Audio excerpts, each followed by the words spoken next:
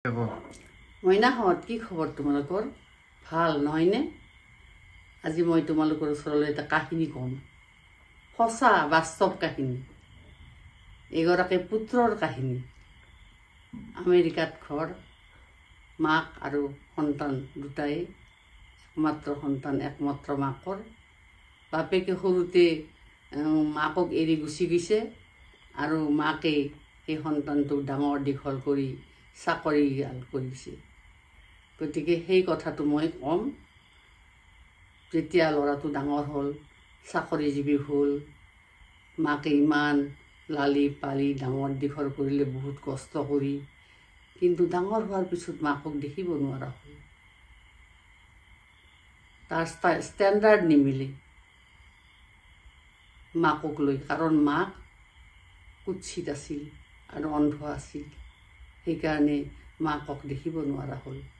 কেনেকৈ মাকক ত্যাগ কৰিব পাৰি তাৰে চিন্তাত তেওঁ সদায় মগ্ন হৈ থাকিল। এদিন তেওঁ ল'ৰাটোৱে অৰ্থাৎ মাকক বহুত দূৰ লৈ গৈ ৰাস্তাত দাঁতিত এৰি থৈ গুচি আহিল। মাক ইফালে অন্ধ, ল'ৰাটোক ক'ত গ'ল ক'ব নোৱাৰিলে। ল'ৰাটোক বিচাৰি বিচাৰি মাকে হাবাথুৰি খাই ৰাস্তা পাৰ হওঁতে তীব্ৰ বেগে অহা যান এখনে মাকক খুন্দা মাৰিলে আৰু মাক লগে লগে মৃত্যু হ'ল মাকৰ।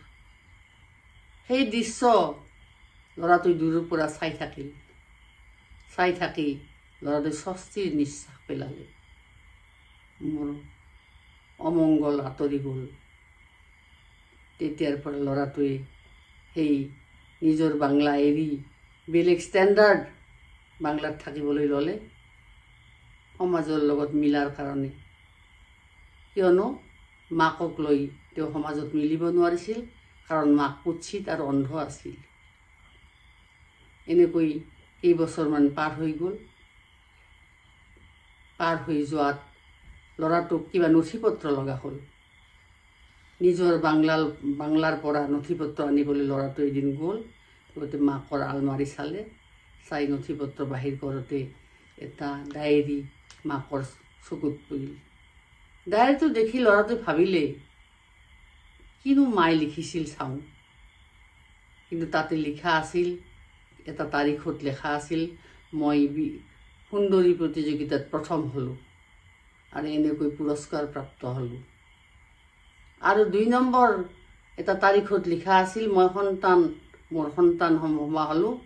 সন্তান জন্ম দিয়াৰ কাৰণে মোক স্বামী এৰি গুচি গ'ল।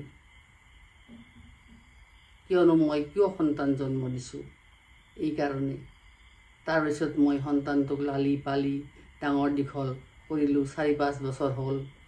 এদিন মই আৰু এটা তাৰিখত লিখা হ'ল, এদিন মই ল'ৰাটো শুৱাই থৈ বজাৰলৈ গৈছিলোঁ, কিন্তু শুনিবলৈ পালোঁ আমাৰ বাংলাত জুই লাগিছে। অন্য মানুহবিলাকে নিজৰ সন্তানক উলিয়াই আনিছে, কিন্তু মোৰ সন্তানটো উলিয়াই অনা নাই। মই দৌৰি আহি দেখিলোঁ জুই একেবাৰে দপে আগবাঢ়ি গৈছে। তেতিয়া মই তথাপি প্ৰাণৰ মায়াও এৰিও মই জুইৰ মাজেৰে সন্তানটোক দৌৰি লৈ আহিলোঁ, যদিও মই আধা পোৰা হ'লোঁ। আৰু দেখিলোঁ যে সন্তানটো চকুৰ দুটা নোহোৱা হ'ল, অন্ধ হ'ল। তাৰপিছত মই মাকে ভাবি গুণি কৰিলে কি, মাকৰ চকু দুটা সন্তানটোক লগাই দিলে। এনেকৈ সন্তানটোক ডাঙৰ কৰিলে আৰু চাকৰিজীৱী হ'ল।